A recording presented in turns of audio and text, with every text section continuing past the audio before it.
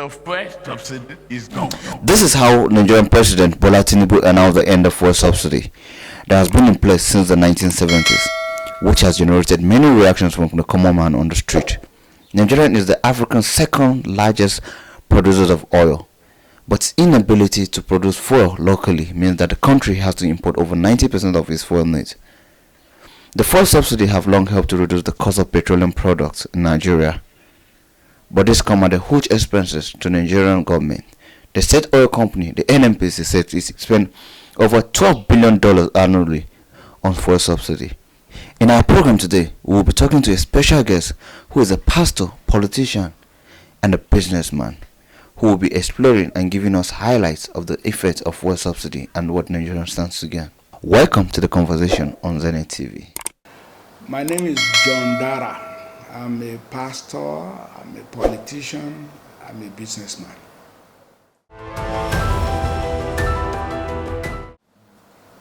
Anyway, subsidy is when government pays for the shortfall of the actual price of a product. And that's what has been going on. Now, government after government, we realized that the subsidy does not benefit the poor. It benefits the rich more, because the rich are the ones who use generator, who use diesel, who use even kerosene is predominantly aviation fuel. The masses, of course, also use fuel a little bit, but not like the elites. So the elites are the ones who want to continue to get it cheap. And then the people who are receiving the subsidy are the oil marketers. So all of them are not in the poor category. I did say to you that it will release money that was going to private pockets. It will release it now for developmental activities, for development in the area of education, health, and infrastructure. Now, that will have positive, salutary effects on the well-being of the people of Nigeria. So, subsidy is a very inefficient way of using money by government. And so I think what we should aim at is to increase the pace of development of this country. What will it do for the economy? As you have healthy citizens, as you have educated citizens with skills for the workplace, as you have infrastructure, more jobs are going to be created, and the consequence is that everybody's income or income earning capacity will be substantially enhanced. That will be a big boost for the economy. Fuel price increase will definitely affect the poor. It will affect the rich more, but it will affect the poor as well. Why? Because the cost of moving around will increase, because the cost of transportation has increased. The cost of transporting farm produce from rural area to the urban area will increase. All this definitely means the poor will also be affected. But what government can do is to provide palliatives to cushion the effect of the pain. Now, the adverse effect of continuing to pay heavy amount of money for subsidy is that it is the money that you should have used for development that you are paying to some private pockets. So if we use that money to upgrade the quality of education, to upgrade the quality of infrastructure, and to create more jobs in the system, definitely the poor masses will benefit even more, because the poor masses are the majority. All right, they will benefit more. So what government had been asked to do over the years is to stop paying this fuel subsidy. But no government had the courage to do it. It is highly commendable that Tinubu summoned the courage to do what others have failed to do. At least since 1999, we've been talking about removal of subsidy. He has succeeded in doing it. What he should do, the model that Abacha did in the Abacha administration, they didn't remove it fully, but they removed it substantially then. But what Abacha did is that the gain from the removal, he put it aside as a special petroleum trust fund, and they were using it to provide development that will be of interest to the masses. Then they also use part of it to provide palliatives. So what Tinubu should do is similar. The gains from removal of subsidy, part of it should be to cushion the effect on the poor masses, what we call palliatives.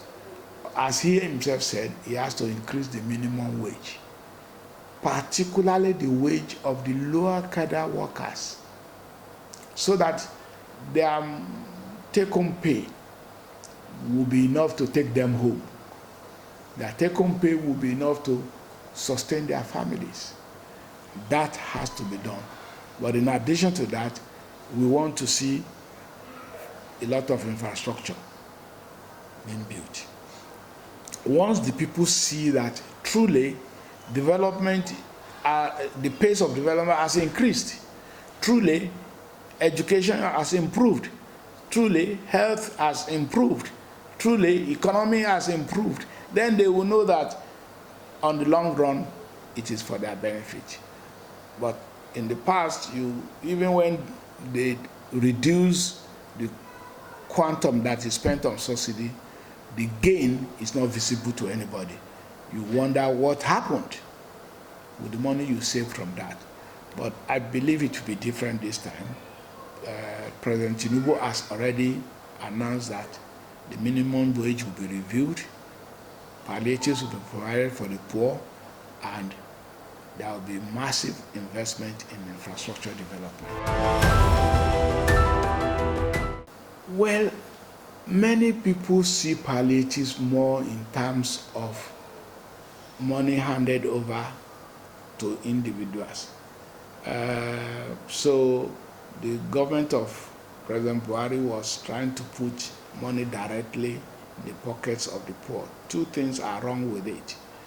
One, it brings relief, but it doesn't significantly improve the quality of life of the beneficiaries. So they are still poor. They will get relief of 8,000 in a month or 10,000, but it doesn't change their status.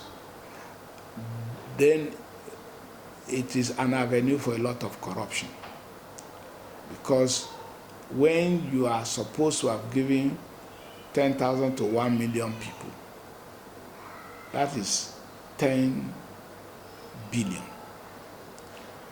But how do you verify that 1 million people have actually received it?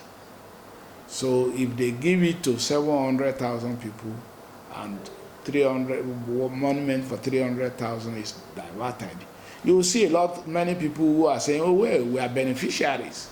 But what you won't know is those whose money have been stolen on the way. So we believe that palliatives should go to critical sectors like education and health. Those are the things that directly impact on the quality of life of every citizen. Nigeria has the highest number of out-of-school children. Can we use this money to provide basic boarding house schools that you can put many children into school. Why do I say boarding house schools? In many parts of the country, these out-of-school children are actually homeless children. Many of them cannot trace their family. They were born out of wedlock, they were born in broken homes, and one of the spouse just dumped them with one malam. In some other parts of Nigeria, they become street children living under the bridge. So if you want all of them in school, what you need is to have a kind of boarding house for them. And if you do that, you can, it doesn't have to be some elaborate or expensive structure. Simple things, that way you can put all these children. And they've never really had proper shelter over their head. We have one of the highest rates of maternal death and infant mortality compared with other parts of the world. But if you invest to prevent it, and there's free prenatal care for women, free postnatal care for women, and free pediatric care for the children, then you have saved many lives. And again, the quality of life of the poor masses will improve. Those are the kind of things that will be more effective in terms. So palliative is not about handouts. You could have food for the poor in terms of selling cheap grains to them. But basically what the poor people need is shelter, food, clothing. So the basic necessities of life, if you make it easily accessible for the poor masses, then you definitely will be taking them substantially out of poverty. Well, Labour has a tradition of fighting subsidy removal. It's not going to be different this time around, but it's good for us to understand that we are fighting not for the masses. The Labour people will not be fighting for the masses, they will be fighting for the elites who are the main beneficiaries of fuel subsidy. So they're not, so they should examine their conscience. Is Labour movement for the ordinary people or for the elites who are instigating them and sponsoring them? The initial reaction will be to complain about the pain, because there will be temporary pain. But there is no gain without pain. On the long run, the pain will produce gain. And we should therefore endure the temporary discomfort. On the part of government, they have to move fast. It's easy to remove subsidy, but it's a little more difficult to put in place the structures and machinery for efficient distribution of relief for the people. That is what government needs to step up and ensure that relief is made available. One of the ways to do that is review the minimum wage upwards. People will say, where will you get money? Okay, subsidy removal with free money, but there are other money that is locked up in the system which needs to be released. Okay, there are a lot of foreign investors who are complaining in the past that for some technical reasons, funds sent into Nigeria are trapped in the central bank.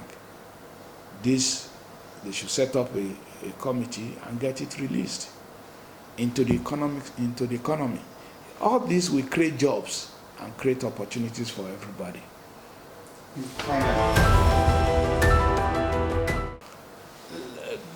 let me say that the first thing he has done shows the style of his government, the capacity to take tough decisions, the capacity to make difficult choices that will produce benefits from the people.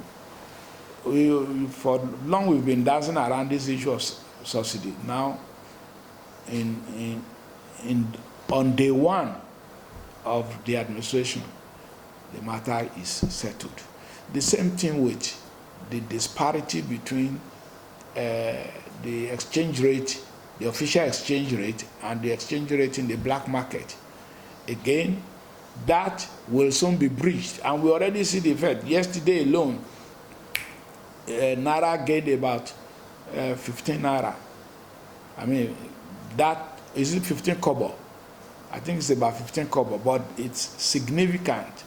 And the goal is that by the time the central bank creates the balancing required, and you discover that you can buy foreign exchange in the bank or in the open market, and the bureau de change will only charge commission.